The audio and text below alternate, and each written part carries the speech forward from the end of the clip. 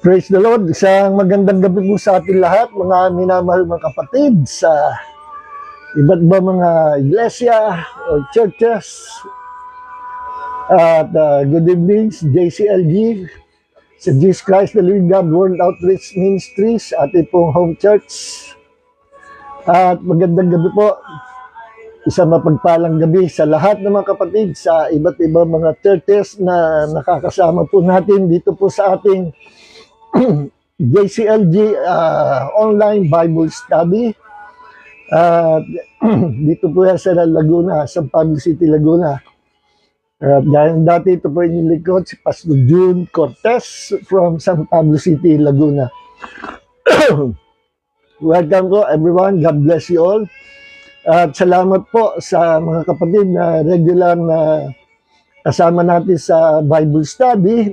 Purihin ang Panginoon at masaya ako kasama ko ulit sa atin pong Bible study ngayong gabi.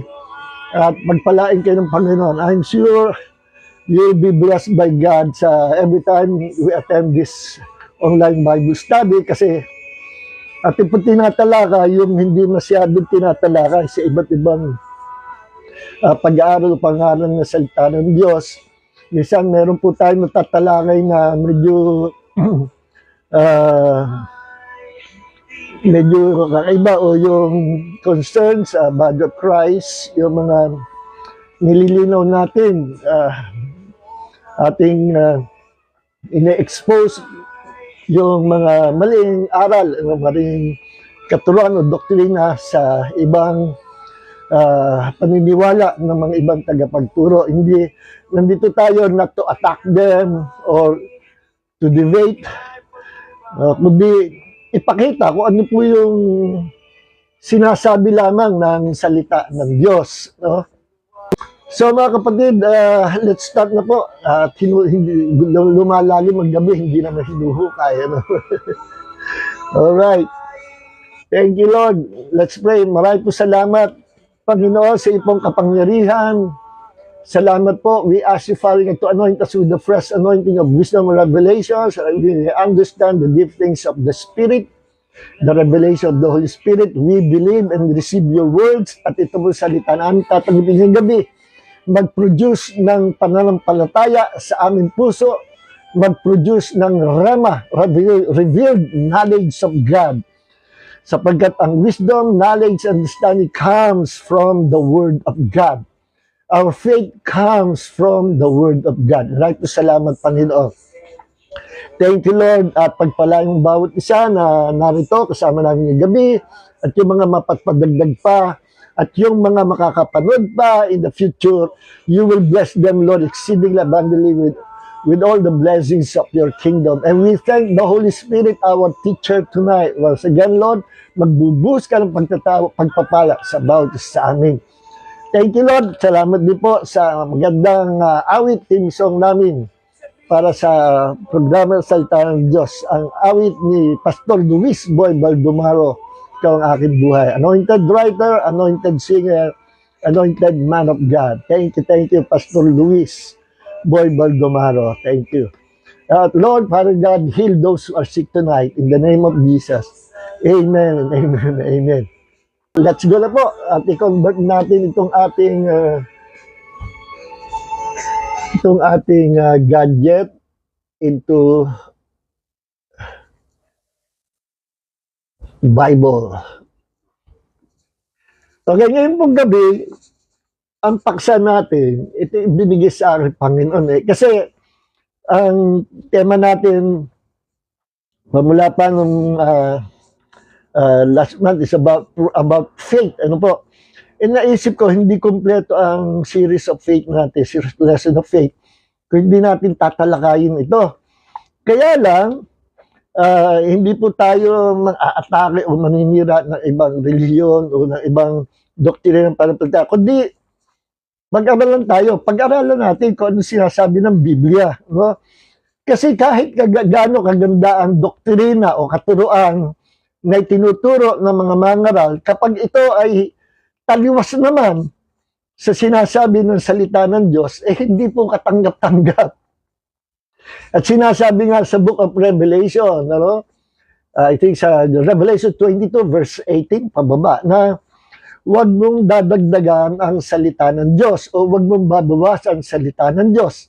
Sapagkat sino man magdagdag o magbawas, dagdag-bawas sa salita ng Diyos, sa Biblia, ay daragdagan ng Diyos ng salot o kaparusahan sa future. Pagka ikay hinusgahan na ng Panginoon, ang mga nagdaragdag at nagbabawas sa salita ng Diyos ay sinasabi sa Biblia na parurusahan ng Panginoon eh. Malupit na malupit na kasalanan po yan eh. No, yung dagdag bawas sa salita ng Diyos. Kung ang Biblia ay tahimik, tahimik din tayo. Kung sinasabi ang Biblia, huwag tayong mag-iimbento ng anumang katuruan na galing lang sa tao at hindi yan katanggap-tanggap sa Panginoon at may kaparusahan daw po yan. No? Huwag natin dadagdagan ng salita ng Diyos sa pamagitan ng man's opinion. No? Huwag din naman natin babawasan ang salita ng Diyos. Like, for example, Jesus Christ is God. Binabanggit ng malinaw sa Biblia. Ang katuruan ng iba ay inaalis yung pagiging Diyos ni Kristo. At tao lang daw. Yun ang example ng bawas. Ay, delikado po yan. May kaparusahan yan. No? Kailangan ko ano yung sinabi ng Biblia. Doon lang tayo. Pangalawang bawal, yung gagawa tayo ng doktrina mula sa isang talata lamang. Mali po yan. Yan ay against sa batas ng pag-iinterpreta ng salita ng Diyos. Against yan sa hermeneutics o tinatawag na art and science of biblical interpretation or how to interpret the scriptures. Against po yun do sa batas o principle of how to interpret the Bible.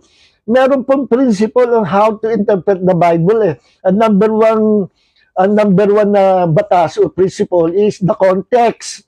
Ang context, ito alam isang talata, nabasa mo, huwag kang basta mag-interpret ng isang talata. Ano? Titingnan mo muna yung kung ano yung sinasabi doon sa context. Anong context? Alam ito yung talata. Anong context ay yung nasa itaas nung talatang pinili mong i-interpret? Para maintindihan mo yun at sinong tinutukoy doon o anong tinutukoy doon o anong kapayagan doon, babasahin mo yung mga salita o yung context sa taas at babasahin mo rin yung context sa ibaba. Yun ang first rule. Consider the context. No? Bawal mag-interpret o gumawa ng isang doktrina out of that one verse. No? Kailangan, kasi pag gumawa ka ng doktrina sa isang verse at nagkaroon ng isip mo ng sariling personal opinion, kung ano lang maisip mo interpret, naku, isasablay yan. Makikita mo, ang dami ng talata na babanggain. Ano? Marami babanggain yung talata na kumokontra sa na-invento mong teaching. Halimbawa, for example, some other time, talakayin natin to, no? Yung sinasabi ng ibang tagapagturo na ang salvation daw ay hindi para sa lahat ng tao. Dahil si Jesus daw ay namatay, hindi para sa lahat ng buong tao sa mundo, kundi for only those few selected people na napili ng Diyos na iligtas. At lumalabas sa doktrina na ang Diyos ay namimili kung sinong gusto niyang iligtas. Pag hindi ka napili, go to hell. Ano sa palagay nyo? Ganyan kaya ang ugali ng ating Diyos? I think, hindi po yan ang Diyos ng Biblia. Because the God of the Bible is always just, patas siya, matuwid na Diyos, banal, at siya ay pag-ibig, nagmamahal sa kanyang creation, sa kanyang mga creatures. No? Minamahal niya lahat ng mga nilikha niya because God is love. God is holy. He is a just God. No? Siya'y matuwid na Diyos kung humatol. Paano yung sinasabi nilang hindi napili na iligtas? Nasa ng pag-ibig ng Diyos. Inibig mo yung those few selected people, may favoritism. So binangga mo yung talata sa Roma na sinasabing God shows no favoritism. No, God has no favorites. Walang paborito ang Diyos. Pero may tao na may favor. Yung sumusunod sa Diyos, may favor to receive the blessings, the rewards of the Lord. No? Siya nagbibigay ng pagpapala, ng gantimpala sa mga sumusunod sa Kanya. Merong favor ang tao na masunuri sa Panginoon. Pero hindi siya yung may favoritism na natipuan na, ito, paborito ko ito. Kasi gwapo o maganda. Ito, paborito ko ito. Kasi ito ay ganito. Hindi ganyan ang Diyos. God is not a man. Tao lang ang mahilig sa favoritism. At nasa Bible yan, God is no respecter of people, meaning God has no favoritism. Nasa Bible yan. No? So, binanggamin talata na yun. At yung sinasabing, Jesus did not die for the whole world, binangga mo naman ang mga talata na 1 John chapter 2, verse 2, that the atonement Jesus is not only for us, sabi ni John, hindi lang para sa ating mga Jew, kundi even to the whole world. Ano yung whole world na sinasabi? The world of the Gentiles. Salvation is for every nation of the world, for every types of people, whether you are Jew or Gentile, binuksan ng Diyos ang kaharian ng Diyos. Jesus died for the whole world. No? John 3:3, for God so loved the world that He gave His only begotten Son. Tapos sasabihin mo, Jesus did not die for the whole world. Binangga mo ang John 3:16. Binangga mo ang 1 John chapter 2, verse 2. Binangga mo pa ang 2 Corinthians chapter 5, verse 15 na sabi ay, Jesus died for the whole world. Para yung mga na kay Kristo, wag na mabuhay para sa kanyang sarili, kundi para kay Kristo. No? Jesus died for the whole world. At wag kayong gumawa ng definition na ang world means elect. Ano? Binabangga nyo rin ang kapatalata sa Bible. So, let's say, sasakay ako dyan. The world means elect, mga tao na pinili ng Diyos para ligtas. Yun ang meaning ng, yun ang dictionary nyo sa word na elect, sa word na world, sa salitang world. Dinidefine yun, John 3:16, ang world doon ay yung mga few selected people, yung paborito ng Diyos na iligtas. Ay mamali po kayo. Ano? Pag yun binigyan ng definition, ibig sabihin ang world means elect, sasablay kayo pagdating sa 1 John chapter 2. Verse 15, tingnan nyo ito. So, kung ang world ay sinabi nyo na it means the elect, o yung mga ligtas. No? Kasi sabi ni, pareho writer niya, si 1 John chapter 2, tingnan nyo ito ha, 1 John chapter 2, verse 2. And He, Jesus Himself, is the propitiation or the atonement for our sins. Sabi ni Apostle John, pinakbatang apostol na writer nitong letter na first letter John, second, third John. Ano? Ang atonement of Jesus, yung kanyang sacrifice sa cross. No? His propitiation or yung kanyang atonement is not only for us, for our sins, sabi niya. Hindi lang para sa ating mga apostol, hindi lang para sa ating mga Jew, believers, sa ating mga Jew, kalahin nating mga mananampalataya, and not for ours only, but also for the sins of the whole world. Imagine, ang linaw niyan, Jesus died for the sins of the whole world. No? Dinidefine yung world na mga elect lang yon. No? Hindi tayo lalayo. Tingnan natin yung context. Ano yung world doon? Sa Biblia, ang world ay sinners. The world means sinners. Lahat ng mga kasamang mga mantle, lahat tayo dyan, sinners tayo. Kaya pagdating dito sa verse 15, same na, bababa ka lang, ito yung context. Sino yung world na tinutukoy? Not the elect. No? Not the elect. Sino yun? The whole world, all sinners. Bakit? Sa context, verse 15, do not love the world, nor the things in the world. Oh. Eko sa 1 John chapter 2, verse 3, elect ang definition ng world. At yung elect, ay sabi niyo yun yung mga inibig ng Panginoon, the elect. O yung world ay elect, mga taong inibig ng Panginoon, mga ligtas. Yun lang ang mahal ng Panginoon, sabi ninyo. And sinners, God don't love sinners, sinasabi niyan. Kundi yun lang mga elect, kaya yung niligtas. Hindi kasama yung mga sinners of the world. Sabi niya, hindi siya namatay para sa mga makasalanan sa buong mundo, kundi para lang sa elect. O, yun ang katulad sa 1 John chapter 2 verse 2. And tingnan natin yung context. Bababa ka lang ng context. Sino yung word doon? Elect? No. The sinners of the world.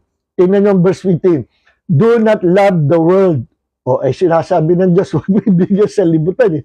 Sinabi niyo naman, yung world ay elect. Mga sinners yon. No, wag mong ibigin ang mga makasalanan, yung ginagawa ng mga makasalanan. No? Ang Diyos ay galit siya sa mga ginagawa ng mga makasalanan. No? Yung pagkukumit ng sin, galit ang Diyos. Pero mahal ng Diyos ang mga sinners. Kaya nga namatay si Jesus for all sinners of the world. Yung tinutukoy sa 1 John chapter 2 verse 2 na ang pag-ibig ng Diyos para iligtas ang mankind ay not only for the Jews but even for all Gentiles, sinners. Yun ang world. At sabi dito sa verse 15, huwag mong iibigin yung sanlibutan, yung mga kasalanan ginagawa ng sanlibutan.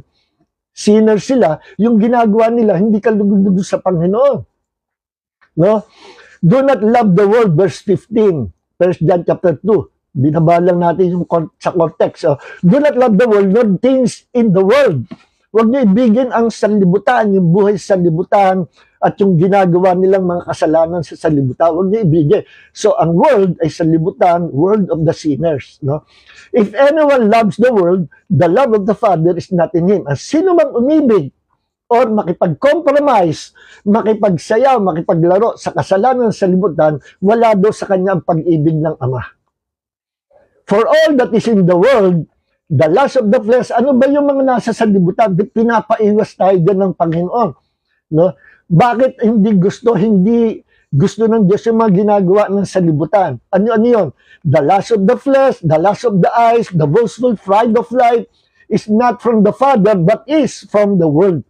Doon tayo pinaiiwas ng ating Diyos, ng ating Ama, sa pamumuhay na gaya ng pamumuhay ng mga makasalanan sa sanlibutan.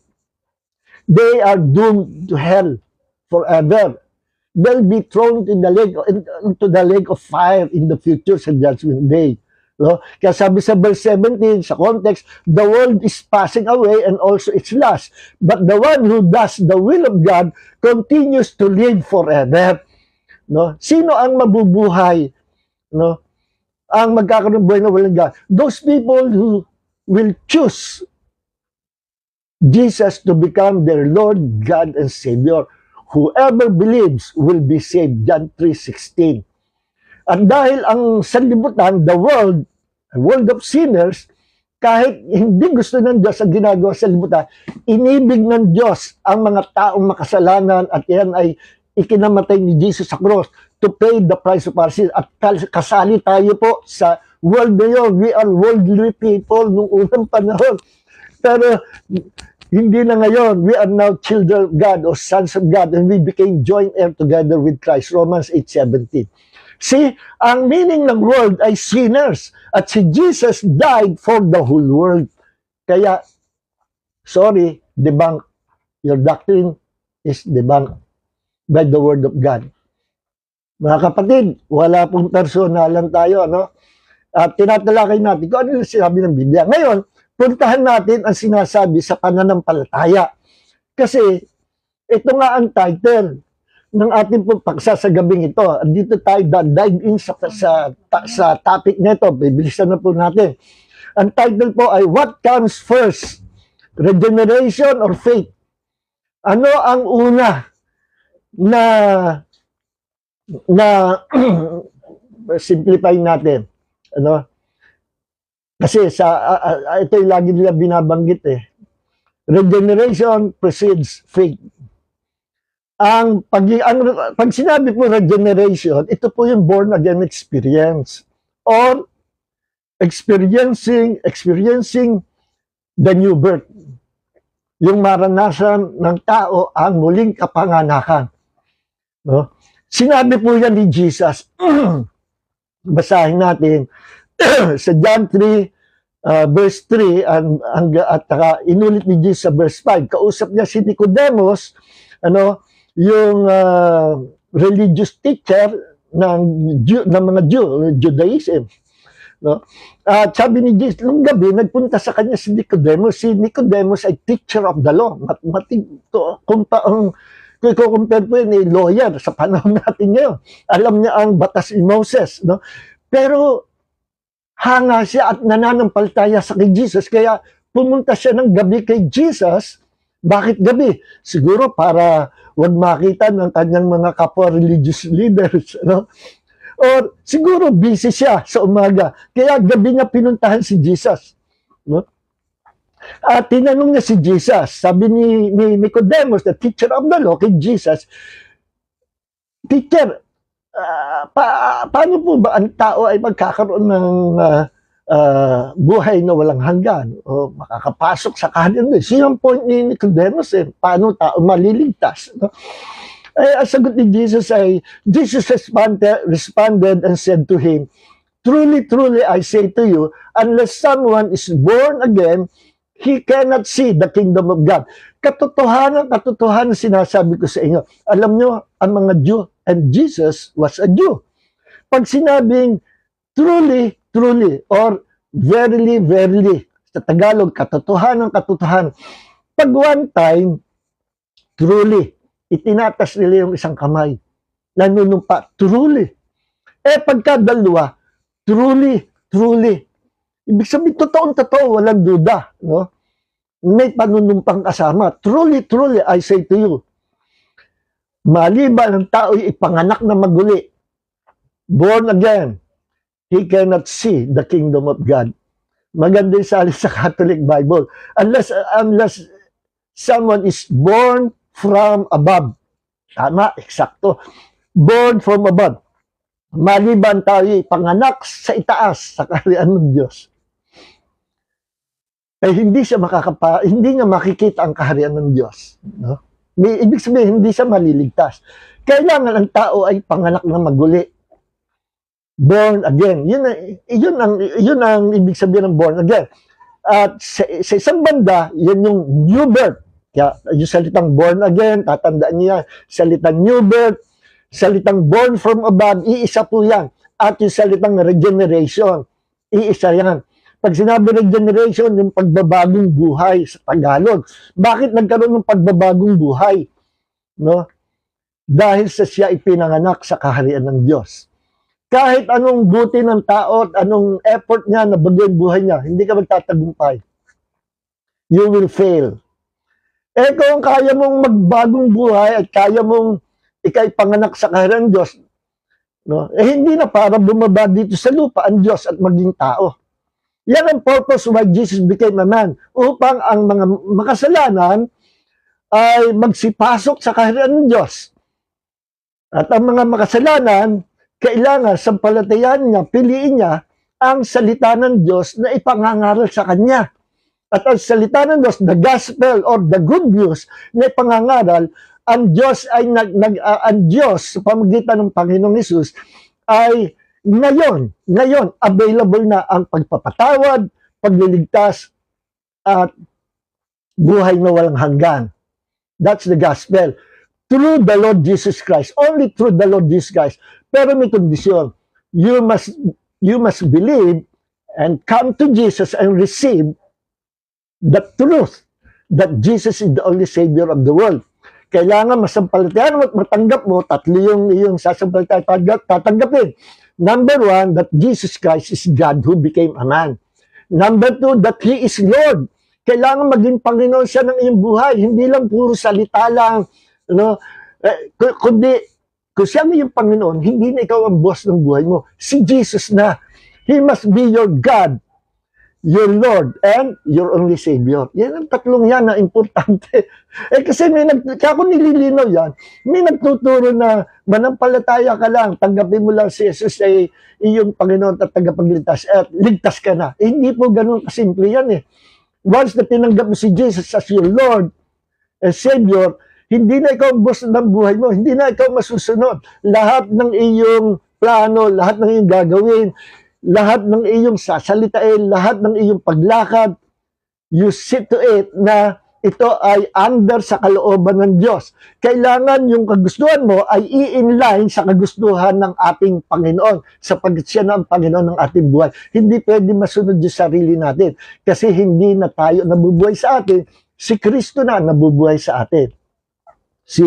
Kaya nga sabi sa isang banda, sinabi ni Apostol Pablo na huwag niyo sasabihin na may plano ka na pumunta sa ibang bansa at ikaw magtatayo ng business o mangangalakal ka doon, magtatrabaho ka doon, at ganito gagawin mo. Wag! Bakit? Hindi mo na pag-aari ang sarili mo. Ang dapat mo sabihin, ako'y pupunta sa ganitong bansa o sa Canada o sa US at ako'y mag-apply trabaho o ako ay magtatayo ng business, mangangalakal, kung loloobin ng Panginoon. Yan sabi ni Paul. Baka ano ibig sabihin? Because Jesus now is our Lord. Siya na ang boss. No? Ang kasalanan ay hindi yan sa Diyos. We must learn to live a holy life sapagkat ang maliligtas lang talaga. Listen, ang maliligtas, those people, yung mga tao with pure heart, yung nabubuhay sa purity of the heart or tawagin holiness. Without holiness, Hebrews 12:14, kung wala kabanalan, walang makakakita sa Panginoon. Okay? So ito rin yung sinabi, unless a man be born again, he cannot see the kingdom of God. So yung salitang born again, yan yung regeneration. Yung salitang new birth, born again, born from above, yun yung tinatawag na new birth o yung regeneration. Ikaw binago ng Diyos ang buhay mo. Bakit? Kasi pinanganak ka literal sa kaharian ng Diyos. No?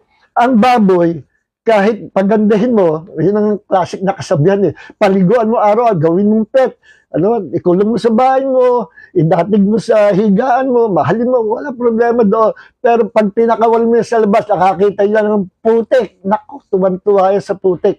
At doon yan ay magsuswimming sa putik. Bakit? Yan ang nature ng baboy, ang matuwa sa putik. Ganyan ang nature ng taong hindi born again, natutuwa sa paggawa ng kasalanan. No? Pero kapag ikaw na born again, naka-experience ka regeneration or new birth or born from above, hindi mo na magugustuhan kapatid ng kasalanan. No way. No way, Mr. Devil. Hindi ako para makipaglaro sa kasalanan. Bakit? Ipinanganak ka sa kaharian ng Diyos Bakit gano'n? Biglang ayaw mo na sa kasalanan. Kasi nag-iba ka na ng kalikasan. Yung kalikasan mo sa loob, nasa pagkataong loob mo, in your spirit man, yung fallen nature niyo, kinuha ng Diyos at pinalitan ng Diyos ng God's divine nature. We have now the divine nature of God. And the divine nature of God says that hindi na umaapil sa iyong kasalanan. Ayaw mo na sa kasalanan. Pinanganak ka na sa kaharian ng Diyos. You have now the divine nature of God. And that nature is love. That nature is holiness, righteousness, etc. Okay. So now, sinabi ni Jesus, kay Jesus nagmula, salitang born again. No? Yun yung regeneration. At inulitan ni Jesus sa verse 5, truly, truly I say to you, unless someone is born of water and spirit, he cannot enter to the kingdom of God. What is that born of water and spirit? Is that the water baptism? No. Is that the first experience natin na tayo pinanganak sa laman? Hindi rin. Sabi ng iba, yung water and spirit, yung ipinanganak ka ng nanay mo, kasama yung tubig at bahay bata na lumabas. Pinlash out ka kasama ng tubig. Yun daw yung born of water. And the Spirit is the Holy Spirit. Mali po. Wala tayong, ang gandang pakinggan, pero wala tayong back up na scripture dyan. No? Ano yung water? Tatalakayin natin yan mamaya. Ano yung Spirit? No? Okay, babalikan natin. Pero pag hindi mo pinanganak sa tubig at sa Espiritu, hindi siya makakapasok sa kaharian ng Diyos. Only those who experience the new birth, born of water and Spirit, sila lang yung makakapasok sa kaharian ng Diyos. Kahit you can have all the religions of the world. No? Pero kung hindi ka pinanganak sa kaharian ng Diyos, you will still go to hell. Because dahil isa lang ang makapagliligtas sa atin, ang Panginoong Jesus. And that is to be born from above. Yan ang ginawang cure or paraan or answer ng Diyos to save mankind. Ano yun?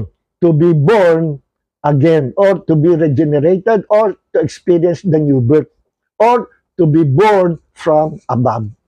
Literal, kapanganakan sa espiritu po yan, spiritual birth yan. At kung tawagin regeneration. Kaya ang title, ano ba nauna? What comes first? Regeneration or faith?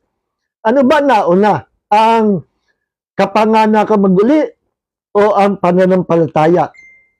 So, mga kapatid, na Calvinist at mga Reform, hindi ko po kayo binabangga. Pag-aralan po natin, please listen to me, pag-aralan po natin sa Biblia, tama ba na ang sinasabi niya na laging nauuna ang kapanganakan maguli bago ka magkaroon ng pananampalataya. No? Sasagutin na po yan para hindi tayo direct to the point at wala tayo oras. Mali po. Bakit? Ba't kasi amin mali? Wala po personalan ha. Ako'y maraming kaibigan Calvinist at mga Reformer. Nung nagkikaibigan ko sila hindi ko pa alam kung ano ang doctrine nila na ganyan pala. Naawa naman ako kasi baligtad eh. You are putting the cart before the horse. Ano ibig ko sabihin? Nakakita na ba kayo ng karatela? Okay, bata pa, inabot kayo yung kalesa. Ano? O sa mga, misa sa Amerika, meron ganyan, yung mga Amish people sa New Jersey, meron pa silang karwahe. Nabubuhay sila sa kanilang sariling paniniwala. At bawal sa kanilang mga high-tech machine or yung modern technologies, bawal sa kanila ang ilaw. Ako, nagtitiis sa kandila yung mga yan. Bawal ang kuryente. Nabubuhay sila para mga sinaunta. May cart sila, may karwahe, at sakyan nila yung kabayo. Ayaw nila ng kote. Ng Amish people. Religion nila yan. Okay.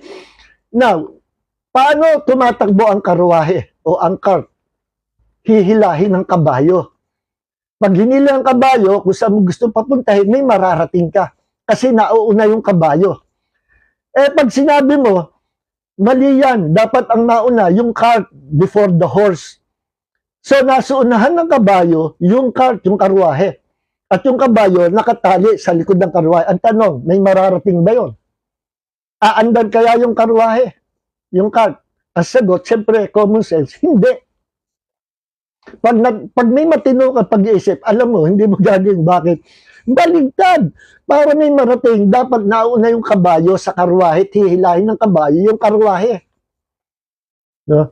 Ganyan yung doctrine ng, sorry mga kaibigan Calvinist and Reform. Ganyan ang doctrine ng Calvinism.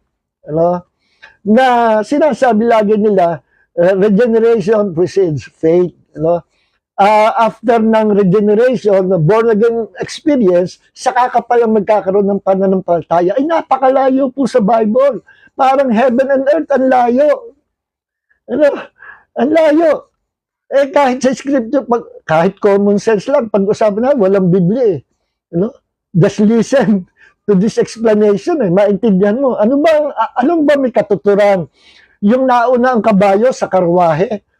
O yung karwahe ang nauna, nakatali sa likod ng karwahe ang kabayo, tatakbo kaya yun? Mapapakamot sa ulo yung kabayo kung may isip eh. Ang tatakbo, yung nasa unahan yung kabayo, yun ang normal, at ang karwahe, hinihila ng kabayo. Ganyan din, mas nauna ang pananampalataya bago ka ipanganak na maguli. Kaya ka ipapanganak na maguli, makaka-experience a new birth or born again experience, kasi nanampalataya ka sa Panginoong Hesus. Yun ang normal. Hindi yung sinasabi nyo na born again muna ang isang tao. At nung na-born again, binuhay ng Diyos, saka pa lang siya makapananampalataya. Wala pong talata sa Biblia ang susuporta sa ganyan. Wala. That is plain man's opinion at walang basihan na scripture. Ipakikita ko sa inyo ang flow ng pagliligtas ng Panginoon. Ganito po yan. Ano? Kung bakit hindi papasa at mali yung katuruan na mauuna raw yung born again experience or yung tinatawag ng mga theologians na regeneration, at pag ikay regenerated na, naka-experience ka na ng born again ka na, without hearing the word of God. No? Na born again ka, hindi mo naintindihan na born again ka, hindi mo pa narinig ang salita ng Diyos, hindi ka pa nagkakaroon pa ng paltayan, na born again ka na raw. Eh paano? Sa kanilang explanation, sa Calvinism, kaya ka na born again kasi napili ka ng Diyos na ma-born again. Eh where's that in the Bible? Honestly speaking, sa Biblia meron yan? Wala, zero. Walang talata na susuporta sa ganyan. I tell you, kahit basahin mo pag-aral Bible 1,000 taon, walang susuporta sa doktrinang yan ng mga talata na lahat ng yan ay product of the mind ng isang taong hindi pinatnubayan ng Holy Spirit. So, kung masasaktan kayo, kaibigan, ano, pero totohanan lang kung anong totoo. Kaya ang tao ipapanganak na maguli. Number one, they heard the word of God. Napakinggan niya ang gospel. Number two, because of that gospel, that word of God, nagbunga ng pananampalataya. Sabi sa Bible, Romans 10:17, faith comes by hearing and hearing by the word of God. Ang tanong, paano ka magkakaroon ng pananampalataya kung hindi mo nabasa o narinig ang gospel of salvation? Kung hindi ka nakarinig ng salita ng Diyos, ang tanong, paano ka magkakaroon ng pananampalataya? Eh, sabi sa Romans chapter 10, verse 17, faith comes by hearing and hearing by the word of God. No? Romans 10:17, ang pananampalataya, ibinibigay yan ng Diyos sa atin. Eh, sa Calvinism, sabi nila, namimili ang Diyos ng taong bibigyan ng pananampalataya without hearing the word of God. Wala po yan sa Bible. No? Without hearing the word of God, without believing the word of God, hindi siya pera. No? Kaya hindi ka pa rin nananampalataya, napili ka ng Diyos na ma-born again, mag-born again ka. And that is not in the Bible. Honestly speaking, wala na sa Bible. Ang nasa Bible nakalagay, after you heard the word of God, magbubunga ito ng faith. Romans 10:17, because faith comes by hearing and hearing by the word of God. Ito ang dahilan kung paano ang Diyos nakapagbibigay, nakapagpupunla ng pananampalataya sa puso ng isang tao upang siya makapanampalataya at matanggap na si Jesus bilang Panginoon Diyos at tagapagligtas niya. Kung pipiliin niya na maging Panginoon Diyos tagapagligtas si Jesus, ang biyayang kaligtasan darating sa Kanya. Meron kang free will or freedom to choose your destiny. Ikaw ang pipili kung gusto mo maligtas o hindi. Hindi ang Diyos ang namimili ng gusto niyang ililigtas. Ikaw na tao ang binigyan ng Diyos ng freedom to choose your destiny. Suportahan natin scriptures. Deuteronomy chapter 30 verse 19. Sabi ng Panginoon, saksi ko ang langit at lupa. Heaven and earth are my witnesses. Naglagay ako ngayon dito sa lupa ng buhay at kamatayan. Dito sa present life natin, naglagay daw ang Diyos ng life and death, blessing and curses. So, umiiral sa mundo natin, ang tao nabubuhay din mamamatay. May buhay, may kamatayan. May pagpapala rin, may ulan, pero may bagyo. No? Ocean, karagatan, blessing, may tubig, pero pwede maging tsunamis. No? Ang apoy, pwede maging blessing, nakakapagluto tayo sa apoy, pero kagaya nangyayari niya sa California, wildfire. Uubusin ang, umabot na sa residensya ang wildfire sa California. At pinag-evacuate yung mga mamamayan doon. Nakakatakot yun. No?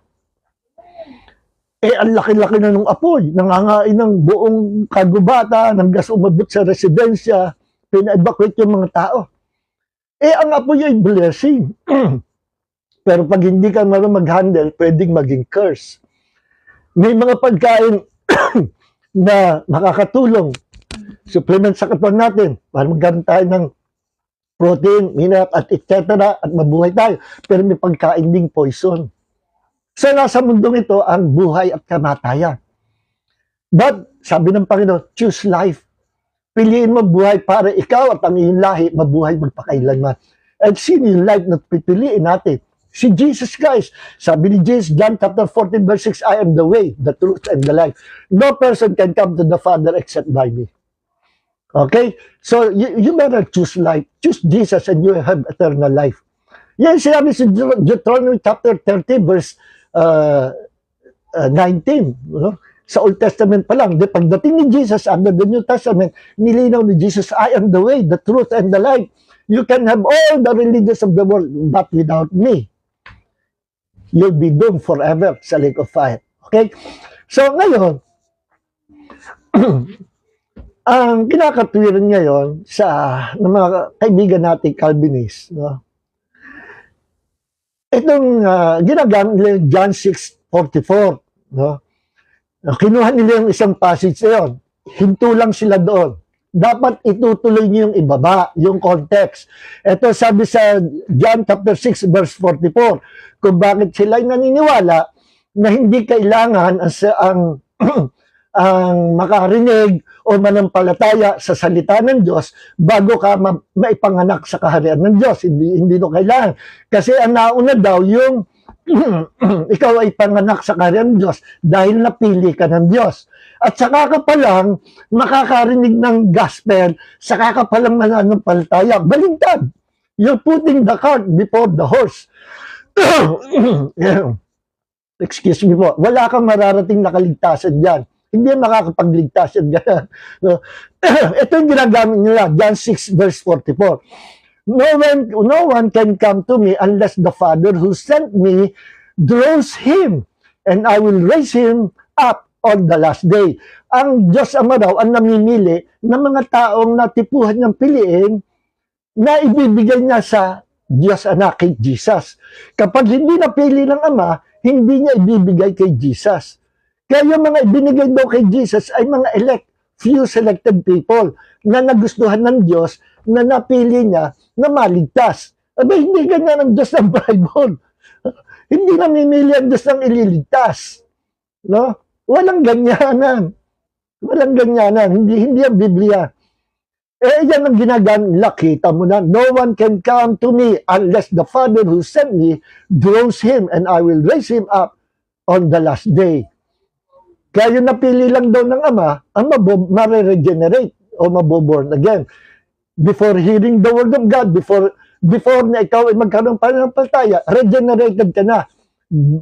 Regenerated ka na. Bubuhayin ka ng Espiritu ng Diyos at maboborn again ka, and then only then can you have faith in the Lord Jesus Christ. Pero kung hindi ka pa na-born again ng Diyos, hindi ka pa napili, no way, hindi mo kayang manampalataya. Hindi daw natin kayang manampalataya. Kaya lang tayo nakapanampalataya kasi napili tayo ng Ama na ibigay kay Jesus. Wala po niya sa Bible. Ibaba mo lang ng konti yung context. Yung context, basahin ko yung 44. Kung bakit hindi yan ang ibig sabihin ng Panginoon. No one can come to me unless the Father who sent me draws him, and I will raise him up on the last day. Nasaan dyan? Una, nasaan dyan yung sinasabing namili ang Diyos. Hindi namimili ang Diyos. Binanggit lang yan, totoo, lahat ng ilalapit ng Ama kay Jesus, sila ay mananampalataya. Tama, yan sabi ng Bible. Pero how? Paano ginagawa ng Ama ang pagpapalapit ng tao kay Jesus? Papaano? May paraan ang Ama. And that is by using the Word of God, the Gospel. The good news na na ngayon ang Diyos sa pamagitan ni Kristo ay nagpapatawad ng mga kasalanan, nagliligtas ng taong hindi pagligtas at nagbibigay ng buhay na walang hanggan sa isang tao na on their way to hell. Ang tao ngayon ay magkakaroon ng kapatawaran. Ang tao ngayon magkakaroon ng buhay na walang hanggan. Ang tao ngayon ay hindi na pupunta sa impyerno kung pipiliin mo na manampalataya at sumama kay Jesus Christ, the only Savior of the world. And that will be your own choice. Hindi pili ng Diyos. Bibigyan ka ng Diyos lagi ng pagkakataong manampalataya. And that is by hearing the Word of God. Tingnan niyo si Adam and Eve. They were God's possession. They were God's properties, possession, creatures of God. Ang Diyos nagbigay buhay kay Adam and Eve. At sa simula pa lang, naglagay na ang Diyos ng pagpipilian ng tao. Kasi God created man in His image and likeness with freedom to choose. Freedom to choose His destiny. At pinakita ng Diyos, nilatag ng Diyos kay Adam, huwag niyong kakainin ang isang katangi-tanging punong kahoy, forbidden fruit of that tree, the tree of knowledge of good and evil. Yung salitang good and evil sa original na Greek ay blessing and calamities o blessing and curses. Pag kinain mo yung bunga noon, you will be under the blessing at the same time under the curses of the world. Under the curse of God sa mundo. So may blessing ang tao na bubuhay, afterwards lahat tayo mamamatay. Bunga yan ng curse. Kakain ng tao, afterwards magkakasakit, mamamatay. Mabubuhay ang tao, pansamantal sa mundo, then they will pass away. May blessing, may curse. Pero kung hindi kinain niya Adam and Eve, yung bunga na yun, na pinagbabalot, ang tao dadami sa mundo at ang mundong ito mananatili isang napakalaking magandang paraiso na pagpapalain Diyos na hindi na tayo magdaranas ng kamatayan. Kaso choice ni Adam and Eve yun. Imagine, mas pinaniwalaan nila ang sinabi ni Satanas kaysa sinabi ng Diyos. May iniwan ang Diyos kay Adam at ito'y nirelay niya sa kanya asawa kay Eve, sa ating unang magulang. Sinabi niya kung ano yung instruction ng Diyos, kung ano yung bawal, kung ano yung pwede. You can eat all the fruits of the trees dito sa Garden of Eden except for that one tree. Tiningnan ng Diyos kung sinong pipiliin ng tao. Alam ng Diyos kung sinong pipiliin. For the sake of man, pinakita ng Diyos sinong pinili ng tao. Mas pinaniwalaan niya ang salita ni Satanas kaysa salita ng Diyos. Kaya, ang tao, lahat ng henerasyon, naging kagaya ni Adam, tayo. With that fallen Adamic nature that we received from our first parents. Lahi tayo ni Adam. We have the DNA in our blood, the DNA of Adam. Lahat tayo. Kaya lahat tayo patay sa kasalanan. Isa lang paraan para tayo maligtas, to be born from above, to be born again. And that is by hearing and hearing the Word of God, the Gospel. No? Kaya kita niyo sabi ni Paul sa Romans chapter 1 verse 16, for I am not ashamed of the Gospel, for it is the power of God for salvation to everyone who believes. To the Jew first and also to the Gentiles sa atin or to the Greek. And or Gentiles, tayo yun. Hindi lang sa salvation, hindi lang for the Jews, kundi sa lahat ng lahi ng tao sa ating mga hentil na naging Kristiyano. Hindi ko kinahiya ang Ebanghelyo. Sabi ni Paul, the Word of God, hindi ko kinahiya. That Word is the Gospel. Sapagkat ito ang kapangyarihan ng Diyos sa ikaliligtas ng, sino maliligtas? Nandito sa talata ito, Romans 1:16. Sa ikaliligtas ng sino mang sumampalataya. Saka binisin baligtad. Kaya ka na ng palataya, kasi ginusto ng Diyos naman ng palataya ka. Kaya ka, ikaw ay na-born again, kasi napili ka na ikaw ay ma-born again. That is without hearing, believing, and receiving the Word of God. Ang sinasabi ng Biblia, baligtad sa ganyang paniniwala. Sabi sa Biblia, bago kay panganak ng maguli, you must first heard the gospel. And after you heard the gospel, that gospel, that good news, the Word of God, will produce faith in your heart. Why? Because Romans 10:70 says that faith comes by hearing, and hearing, and hearing by the Word of God. Faith comes from hearing the Word of God. Yan ang paraan para ng isang tao ay nailapit ng Diyos kay Jesus. No? Yan ay isang paraan ng Diyos para ang mga tao ay mailapit ng Ama kay Jesus. And God will always use the gospel, the good news, para magdala siya ng maraming tao, makapagpalapit ang Ama ng mga tao na ibigay na kay Jesus, the only Savior of the world, at kasi kapag sila na kay Jesus na, all of them will be saved because they believe and they gave their lives to Jesus, their Lord God the Savior. Yun ang paraan ginawa ng Diyos na ang tao para magligtas, ilalapit niya kay Jesus. Basahin nyo naman yung verse 45 ng John chapter 6. Huwag nyo puputuli sa verse 44 lang. Ulitin natin. No one can come to me unless the Father who sent me draws him, and I will raise him up on the last day. Pinutol nyo doon. Basahin nyo yung context. Paano inilalapit ng Ama kay Jesus ang mga makasalanan? Ito yung verse 45. It is written in the prophets, and they shall all be taught of God. At sila ay tuturuan ng Diyos. How? How? Paano sila tuturuan ng Diyos? Sa ikaliligtas nila. Everyone who has heard.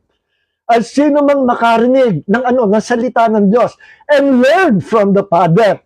At sino man makarinig ng salita ng Diyos at natuto sa salita ng Diyos na nanggagaling sa Ama, that is the word of God, the gospel na isinugo ng Ama, comes to me. So, ang punto sa verse 45, totoo naman na ang Ama, unless na ilapit ng Diyos Ama ang tao kay Jesus, hindi maliligtas. At na maliligtas, yung inilapit lang ng Ama kay Jesus. Pero pinutol ng Calvinism doon. Dapat ituloy niya sa verse 45. Paano inilalapit ng Ama ang mga taong makasalanan at mailapit kay Jesus? The Father is using and will always use the gospel, the word of God, to draw people unto Jesus. To draw people to Jesus para sila ay maligtas. God is using the gospel. Kasi sabi ni Paul, Romans 1:16, for I am not ashamed of the gospel, for it is the power of God, itong kapangyarihan ng Diyos, ng Ama, para ang tao ay maligtas. Gospel of salvation, the good news about Jesus Christ, na si Jesus, ang Diyos, ay nagpapatawad, nagliligtas, at nagbibigay ng buhay na walang hanggan. That is the gospel. You can preach the gospel by only within 5 seconds. Ang Diyos ay nagpapatawad, nagliligtas, nagbibigay ng buhay na walang hanggan sa pamagitan ng Panginoong Hesus, na Diyos na nagkatawang tao. See, that's the gospel. See, God will use the word of God. Huwag niyong ignorin yun. Romans 10:17, faith comes by hearing, hearing by the word. Tapos babanatan nyo na ang tao kahit wala pa pananampalataya, maboborn again. Saan niya sa Bible? Yan pakikita ko sa inyo, ha? Kaya ang tao ay maboborn again o magiging naka-experience ng regeneration, pagbabago sa buhay, kasi ipinanganak siya sa kaharian ng Diyos. How? And that is by hearing the word of God, and after they heard the word of God, natutunan nila, naintindihan nila kung anong mensahe. Yun sinabing, everyone who has heard and learned from the Father comes to me. After they heard the gospel, naintindihan nila, natutunan nila, saka sila lumalapit sa Panginoong Hesus. And it's their choice, it's our choice, kung pipiliin natin si Jesus na maging buhay natin. He is eternal life. Maraming tao nakarinig ng gospel, but still they rejecting Jesus to be their Lord God and Savior. Marami. Kung alam lang nila na they will suffer in hell sa buong eternity, hindi nila gagawin yan. Kaya sabi nga, full says in their heart, there is no God. Okay, atheist. You choice mo yan. And you will suffer the lake of fire forever sa buong eternity. Not for 1,000 years, not for 1,000,000 years, not for 1,000,000,000 years. Forever, buhay ang senses mo, forever and ever. Walang time, walang limitation. Forever, nakababad ka sa apoy, na ikay tutupukin, buhay na buhay ang mga senses mo. Ramdam mo ang paso, init ng apoy sa buong panahon na walang oras. Hindi bound ng time and eternity. You will suffer there forever and ever and ever and ever and ever and ever. At ang mga tao nasa hell, they will curse God. Magsasalita sa hirap. Bakit kami pinanganak pa? Bakit kami naging tao pa? At ang Diyos ika-curse nila sa sakit, sa hirap na impyerno. the fire of hell is not a joke. Ito po yan. And only those people na naka-experience ng regeneration or new birth and will live according to the holiness of God will be saved. Without holiness, walang makakakita sa Diyos, walang maliligtas. So after being born again, born from above, kailangan ipabuhay mo ang salita ng Diyos. At tuturuan tayo ng Panginoon. Kapag tayo pinanganak na maguli, tuturuan siya ng Diyos. Unti-unti, yung kung tawagin ay progressive revelation, hindi kaya ng Diyos na hindi kaya ng taong tanggapin lahat na revelation. Unti-unti, as you grow up spiritually, ang dami mo matututunan how to live in His holiness, how to obey the Word of God, and to live in the righteousness of God. Marami matututunan. Kailangan mapakinggan ang salita ng Diyos at patuloy na pag-aaral. At hanggang sa ikay maging kawig na Panginoong Hesus, ikaw ma-produce sa'yo ang buhay na nakay Kristo, and you are now living in that maturity of spirituality sa buhay mo, mag-mature ka spiritually at maging kamukha ng Panginoong Hesus. Yan ang gusto mangyari doon sa atin, na tayo ay pinabanal niya. And makukuha natin yan by learning, by hearing and learning the Word of God. Kaya sabi dito sa verse 45 ng John chapter 6, it is written in the prophets, and they shall all be taught of God. Everyone who has heard and learned from the Father comes to me.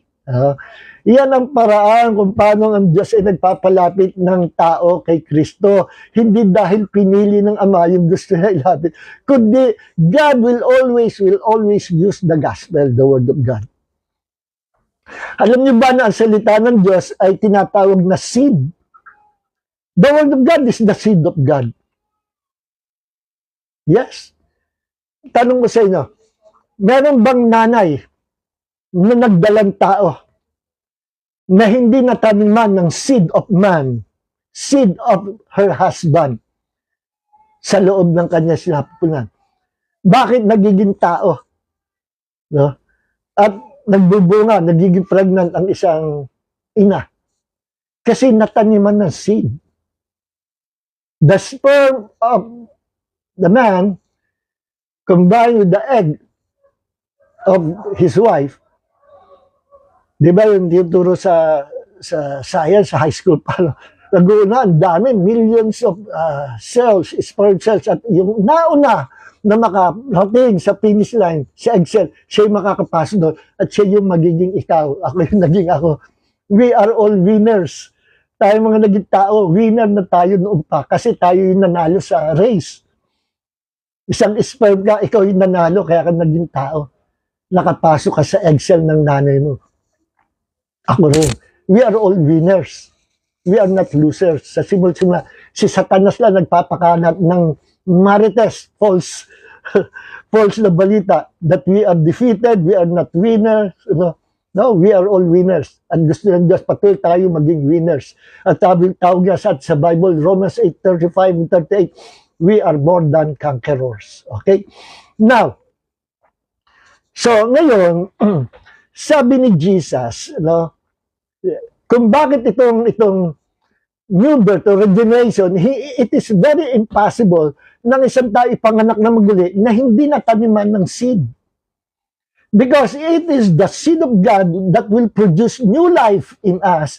It is the Word of God, the gospel, na ating marinig at maintindihan at magtunan kung sino si Jesus at kung ano yung katotohanan na nilalaman ng salita ng Diyos. John 17:17, your word is truth. Sabi ni Jesus, Father, your word is truth. Yung salita ng Diyos ang magpuproduce ng new birth or regeneration o pagsilang sa isang bagong buhay. Yung salita ng Diyos ay binhi na galing sa Diyos para ma-produce ang kalikasan, ang buhay na binago. At yun ay buhay na nakay Kristo, buhay ng Diyos na itinanim sa iyo through that seed. And what is that seed? That seed is the Word of God. Kaya ka na born again, hindi dahil sa napili ka ng Diyos. Kaya ka na born again kasi pinili mo na sampalatayan at tanggapin ang salita ng Diyos, winelcome mo sa iyong puso at sinampalatayan mo kung ano siya sabi ng salita ng Diyos, because the gospel, the word of God, is the power of God unto salvation. Yan ang Biblia. Gusto nung patunayan ko pa isang talata na ang tao ay pinanganganak na maguli o nagkaka-experience regeneration or new birth or born again experience after they heard the word of God. May talata tayo dyan. Paano tayo na born again? Hindi dahil sa pinili ka ng Diyos. Kaya ka na born again kasi pinili mo na tanggapit sampalatayanan ang sinasabi ng salita ng Diyos. See? Parang kagaya yan ni Mary. Dala-dala ni Gabriel ang good news. Ano yung good news? I believe si Mary nasa 16 or 18 years old yung time na yun. In-announce ni Gabriel, magdadalang tao ka, magbubuntis ka. At banal, ang ipagbubuntis mo, ipagbubuntis mo ay batang lalaki. And his name will be called Emmanuel or Jesus, God with us. Jesus, the Lord our salvation. Sabi ni Mary, paano mangyayari yun? Dalaga pa ako. Engaged to be married sa jowa ko, kay Joseph. No? Paano mangyayari yun? Dalaga pa ako. Hindi pa nga kami, engaged to be married pa lang kami. At ang pinaliwanag ni Angel Gabriel, the good news, the word of God, na dala-dala ng anghel ng Panginoon, Angel Gabriel. Siya yung messenger na inassign kay Mary. Ganito yon, Mary. Lilimliman ka ng banal na espiritu hanggang sa ikay magbuntis at manganak ng banal na bata. His name will be called God with us, Jesus, Emmanuel. Nung maintindihan ni Mary, yung pala yun. Ano sabi ni Mary? Be it unto me, sabi sa King James, be it unto me according to your word. Tinanggap niya sa kanyang puso yung word of God, the seed of God, na dala-dala ni Gabriel na ipinula kay Mary. Unless Mary received and believed that word, hindi yung mapupunla sa loob ng kanyang puso. Pero dahil na nanampalataya si Mary at tinanggap niya yung seed, the word of God sa kanyang puso, yung seed na yun, the word of God is the seed of God, entered into her womb that day when Mary believed and accepted that word or that seed of God. At yung seed na yun, pumasok sa sinabi ni Mary, nilimliman ng banal espiritu, and that seed was the Lord Jesus Christ. Kaya si Jesus may title na the seed of the woman. Di ba? Sa Genesis, the seed of the woman will crush the head of the devil. Si Jesus yun. See, ito, tingnan natin. No? So, establisado, the seed is the word of God. Para magkaroon ng taong ipapanganak sa kaharian Diyos, kailangan ang seed of God, the word of God. Tingnan nyo, sabi sa 1 Peter chapter 1, verse 23, for you have been born again, not of the seed which is perishable. Ano yung seed which is perishable? The seed of man, the seed of a human being. No? Hindi ka pinanganak na maguli, hindi sa pamagitan ng binhi na nasisira. Everything in this world will perish, except the word that comes from the Father. Kaya tawag doon, perishable seed, not the seed of man, but imperishable seed na hindi nasisira. And that is through the living and enduring word of God. Sabi dito, ulitin natin, for you have been born again, na kayo ay ipinanganak na maguli, naka-experience kayo ng new birth, ng regeneration, hindi sa pamagitan ng binhi na nasisira, not through the seed or through the sperm of man or a human being, kundi sa pamagitan ng seed na galing sa Diyos, the living and enduring word of God, which is the seed of God. So, paano tayo na born again? we believe and receive the seed of God. Pag pinili mo na sampalataya na tanggapin ang binhi, ang salita ng Diyos, you believe the gospel, you will experience the new birth. No? So nasa tao yun, kung pipiliin niya, kung gugustuhin niya na maligtas. Kaya pagdating ng Judgment Day, bakit ka hindi ligtas? Hindi ka itatawag sa lake of fire. Kasi po, hindi po ako napili ng Diyos na maligtas. Abay, sisisihin pa ang Diyos. Hindi mo yan sisisihin ang Diyos. Bakit? Because it's your own choice na hindi ka naniwala. You cannot blame God. Doon sa katuruan, sa doktrina ng Calvinism na sinasabi na namili ang Diyos ililigtas, pagdating sa Judgment Day, masisisi mo pa ang Diyos. Diyos, ikaw may kasalanan, hindi mo ako pinili, kaya tatapon mo ngayon ako sa hell. Anong pinalalabas ng doktrina niya? Na masama ang Diyos? No.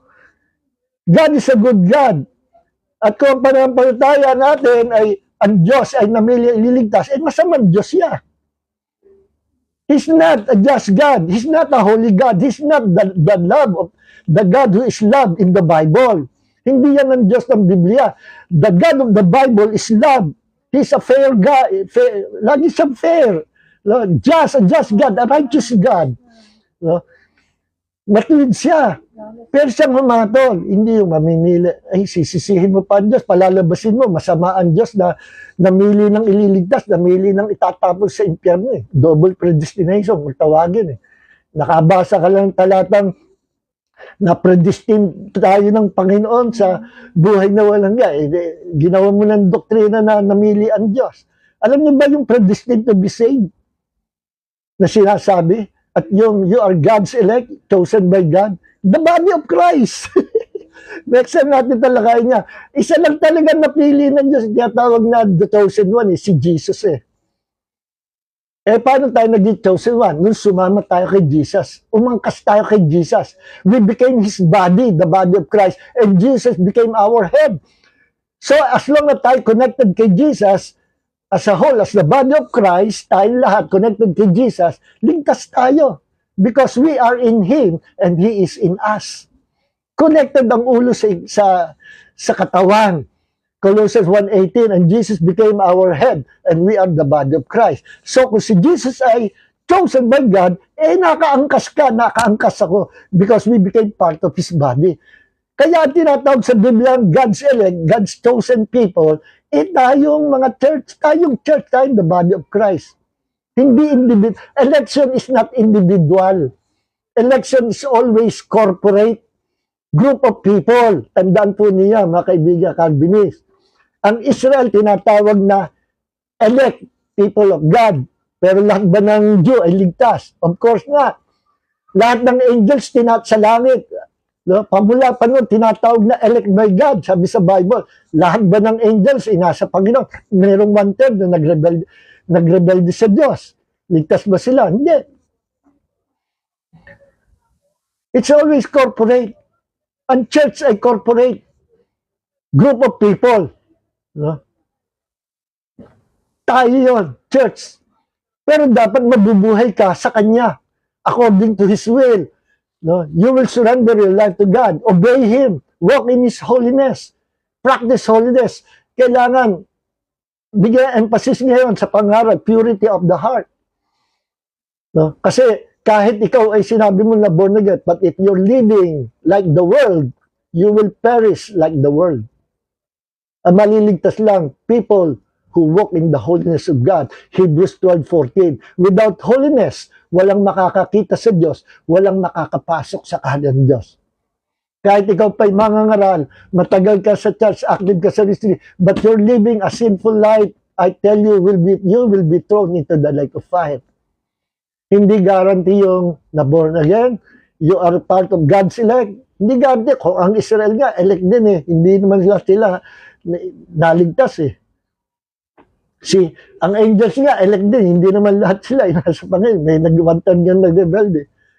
So makinig kayo mga kaibigan, sa Bible lang tayo. So, minamahal, ganyan kung magpalapit ang Diyos through the gospel. And tayo, we chose to believe the Word of God. We chose Jesus to be our Lord and Savior. Kaya tayo na born again. So ngayon, sa title, ano nauna? Regeneration o yung karanasan na ipanganak na maguli at saka kapalang mananampalataya o nauna ang pananampalataya. The only then can you experience the new birth. Ang tama po, yung nauna ang pananampalataya. We are putting the horse before the cart. Pag sinabi mong nauna yung regeneration o born again experience, hindi ka pa nakakapakinig sa salita ng Diyos, born again ka na. Paano nga maboborn again kung wala kang seed of God, kung wala kang word of God? Sabi nga, linaw sa 1 Peter 1:23, for you have been born again, not of the seed which is perishable, but imperishable, that is, through the living and enduring word of God. Kaya tayo na born again dahil napakinggan natin ang salita ng Diyos, ang binhi na hindi nasisira, the eternal word of God. And that eternal word of God, the gospel, the word of God, yan ang agent ng ginamit ng Diyos para tayo maborn again. In fact, sinabi ni Jesus, balikan natin yung John chapter 3, dito tayo magtatapos. Verse 3, Jesus answered Nicodemus, he responded and said to him, truly, truly, I say to you, unless someone is born again, he cannot see the kingdom of God. Kita nyo? Maliban ang tayo panganak na maguli, hindi niya makikita ang kaharian ng Diyos. Hindi siya papasok sa kaharian ng Diyos. Nilinaw ni Jesus. Jesus answered, truly, truly, I say to you, unless someone is born of water and the Spirit, he cannot enter into the kingdom of God. Maliban ang tao, katotohanan, maliban ang tao ay panganak sa tubig at sa Espiritu, hindi ka makakapasok sa kaharian ng Diyos. Ngayon, ang tanong, ano yung water? Ano yung Spirit? Dalawang agents sa ginagamit ng Diyos parang isang makasalanan ipanganak sa kaharian ng Diyos.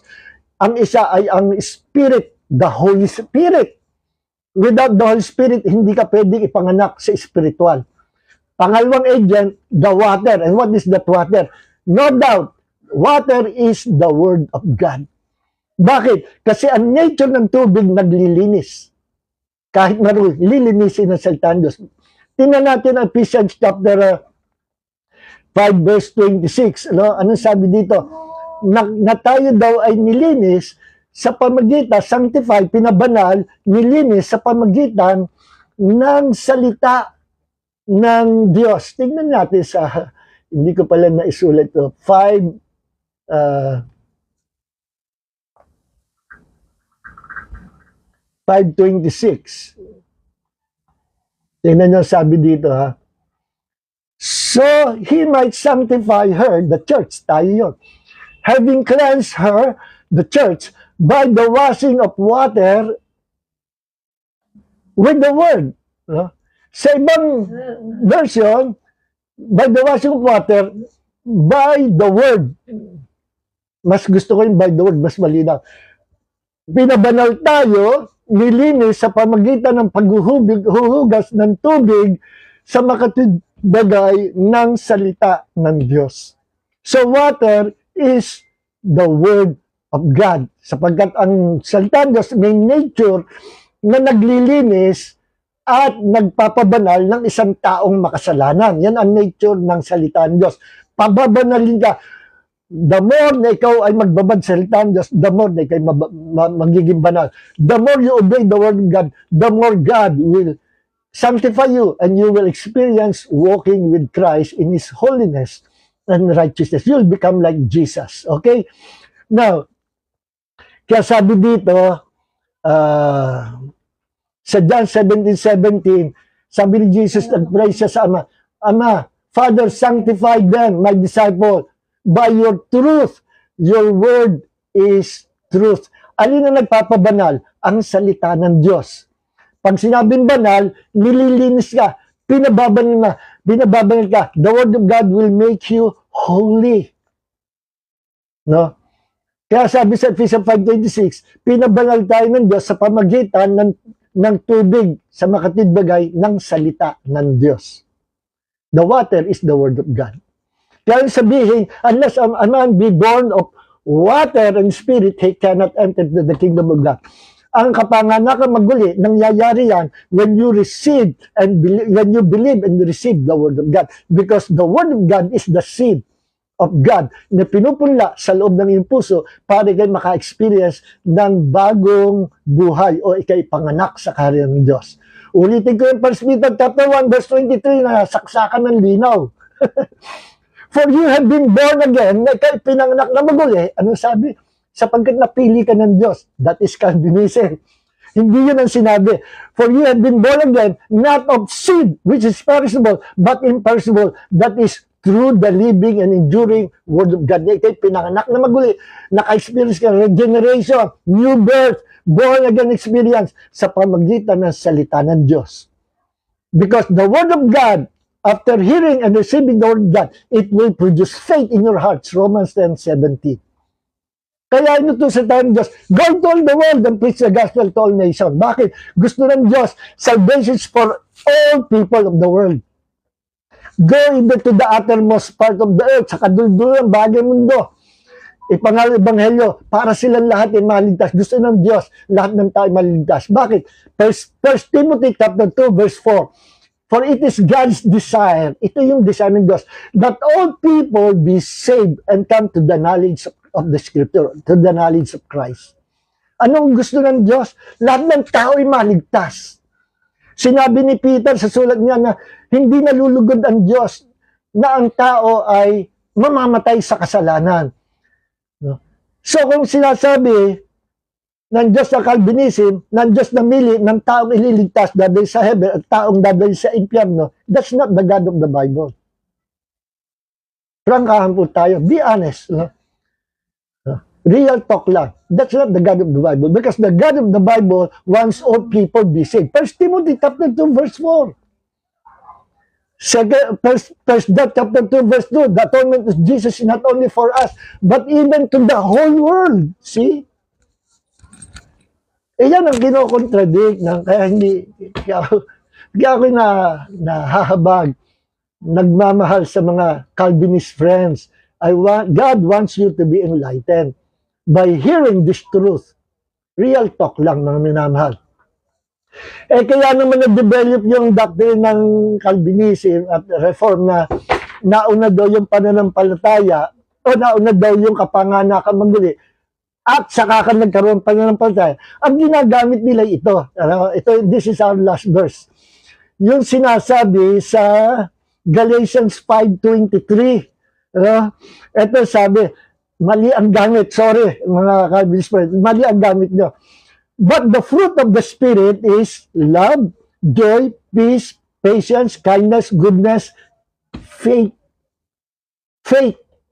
gentleness, self-control. Against such things, there is no law. Ito yung talatang ginamit. Kailan ka nga naman magbubunga? Kapag ikay born again na, saka ka magbubunga. At kinuha nito talata nito na mali ang dampot. Bakit? Yung faith na tinutukoy dito is not the saving faith. Pag-aralan mabuti, that is faithfulness. No? Kaya na-confuse kayo kasi ang Greek word ng faith and faithfulness isa, and that is pistis. P-I-S-T-I-S.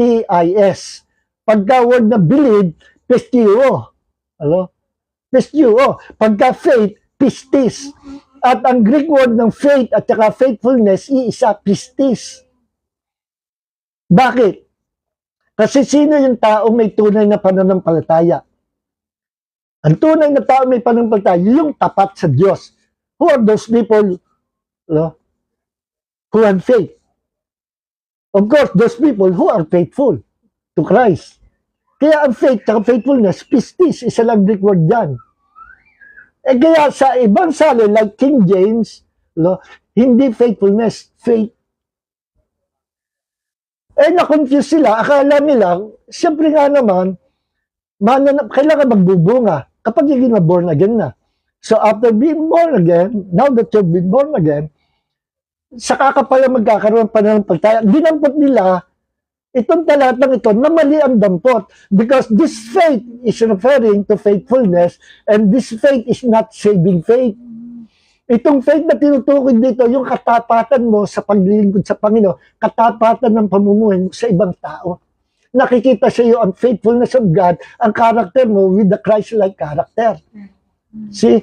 Because the fruit of the Spirit, I tell you mga kapatid, is Christ-likeness. Christ-likeness. Yan si Jesus. The fruit of the Spirit is Christ-likeness. Kaya sabi sa John chapter 15, ang sanga na hindi nagbubunga, pinuputol, natutuyo, itinatapon sa apoy.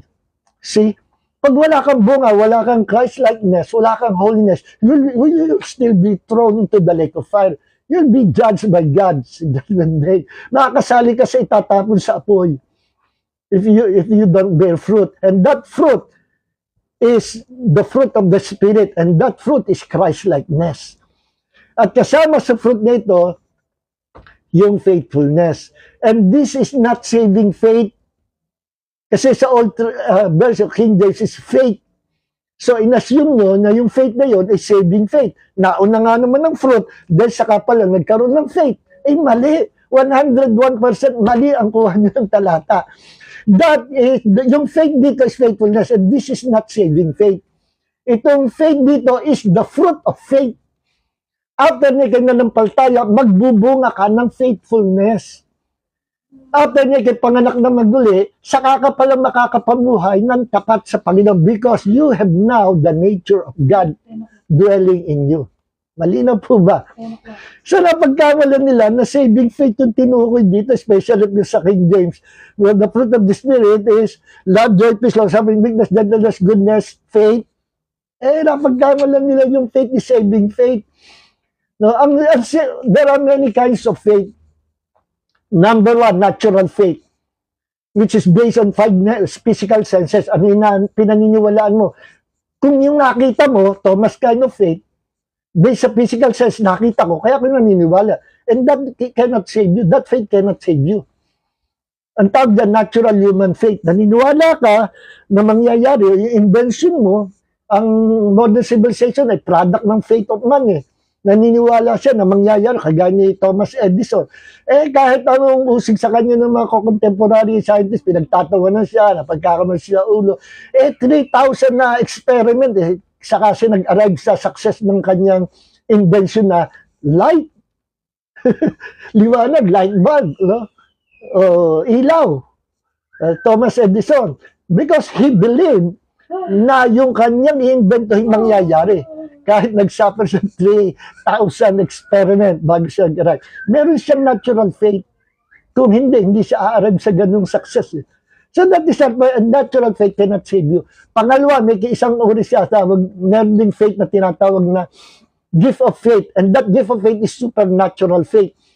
In times of need, sa panahon ng pangangailangan, biglang uusbong malaking pananampalataya and you will conquer the enemy. At kung ano yung kailangan mangyari, maligtas, magkakaroon ka ng malaking pananampalataya na i-equip ka sa panahon ng pagsubok ngayon. That is supernatural faith. Basta dumarating yon, then come and go. Umaalis pagtapos na yung mission. At meron naman tinatawag na saving faith.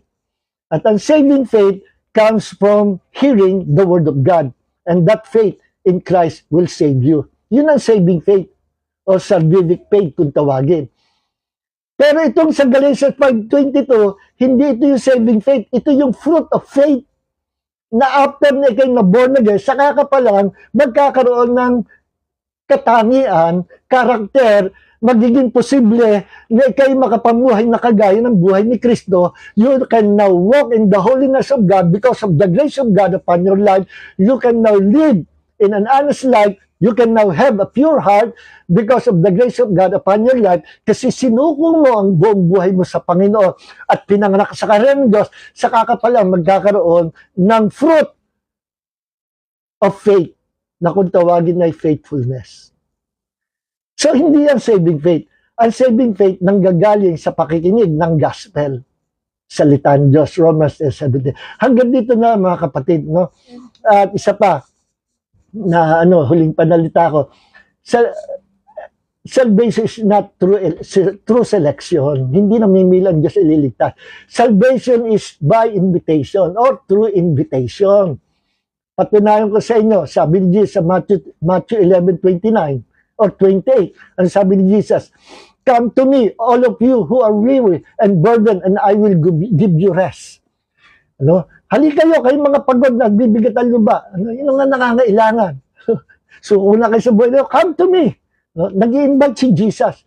Take my yoke upon you and learn from me. After you heard the word of God, learn from me. For I am gentle and humble in heart, and you will find rest for your soul. Ano ibig sabihin ng Panginoon? You will find rest in your soul. Because in hell, there is no rest. In the lake of fire, there will be no rest. Forever you will suffer the consequences of your sin, consequences of rejecting Christ. There is no rest sa eternity kung ikaw ay nasa apoy na pinarusahan habang buhay. But in Christ, sa time na ito, when you come to Jesus and accept Him to be your Lord, God, and Savior, you will find rest in Christ, the rest of salvation. Kita, by invitation ang kaligtasan, hindi yung pipiliin. Ano yun? Walang ganyan sa Bible. Revelation 22 verse 17, dalawa nag-i-invite dito, ang Holy Spirit and the Bride of Christ. Who is the Bride of Christ? The church, the body of Christ. Tayong kinakatulong ng Holy Spirit to invite people to come to His kingdom, to the kingdom of the Lord Jesus. Tinan sa Revelation 22 verse 17. The Spirit, the Holy Spirit, and the bride, tayo yun, the church, say, come. And let one who hears say, hali kayo, kayo mga nakarinig, hali kayo, come. And let the one who is thirsty, come. Let the one who desires take the water of life without cost. And that water of life is the Lord Jesus Christ. Siya ang source ng eternal life. The water of life. Sabi ni Jesus sa babae Samaritana, may tubig ako na ibinibigay.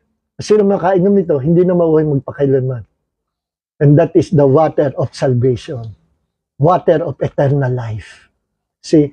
So, mga minamahal, my friends, my Calvinist friends, I love you all. So, let's just study the Bible. Pag hindi sinabi ng mentors nyo o ng teachers nyo, wala sa Bible, piliin nyo na paniwalaan ng salita ng Diyos.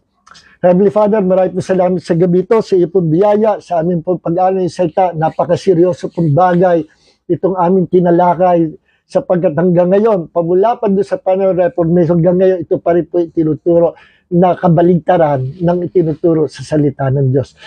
Lord, salamat po sa pagpapagaling mo sa mga sugatan at sa mga mali na paniniwala.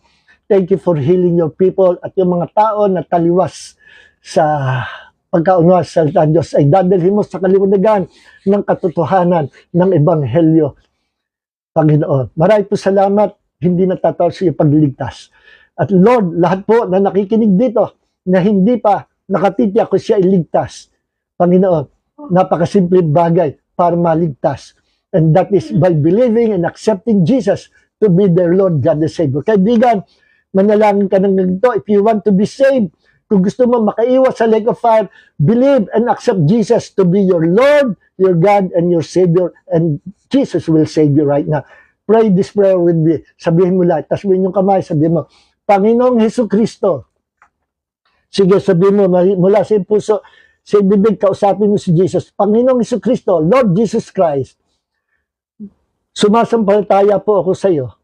Sabihin mo, na ikaw ay Diyos na nagkatawang tao para ako'y iligtas sa walang hanggang kaparusahan. Sa gabing ito, nananampalataya po ako na ikaw lang ang Panginoon, Diyos at tagapagligtas ng aking buhay. At sa pamagitan mo, ako po'y magiging anak ng Diyos. Panginoong Hesus, tanggapin mo po ako na maging iyong anak. Pinagsisisihan ko lahat ng aking mga nagawang kasalanan sa sa aking kabataan. At ngayon lumalapit po ako, sumasampalataya, nagsisisi sa lahat ng aking kasamaan at kasalanan na gawa. Tinatanggap kita maging tagapagligtas, maging Panginoon na aking buhay, at maging aking Diyos. Simula sa araw nito, salamat po, ikay namatay, pero ikay nabuhay na maguli, upang ako na sumampalataya sa iyo, na magkaroon ng buhay na walang hanggan. Salamat po, Panginoong Hesus, sa pagtanggap mo sa akin. At ginawa mo ako ngayon na maging anak ng Diyos. Pagkalooban mo rin po ako ng iyong banal na Espiritu na magtuturo sa akin mangungusap sa akin at makakasama ko araw-araw, bawat sandali. Simula ngayon, magbabasa po ako ng iyong salita, ng Biblia. Simula ngayon, kakausapin kita, Panginoong Hesus, at ako'y diringgin mo. You are now my Lord, my God, and my Savior, Jesus Christ. Amen. So may the grace of Jesus, the love of the Father, the fellowship of the Holy Spirit be with you all, mga kapatid. Pagpalain kayo ng Panginoon. Please share this good news, this important topic. Maging sa mga Calvinist friends natin, let's share this truth. Kailangan nila ito. God bless you all po, mga kapatid. Sa ano lang ulit, sa Tuesday. God bless you all. Shalom.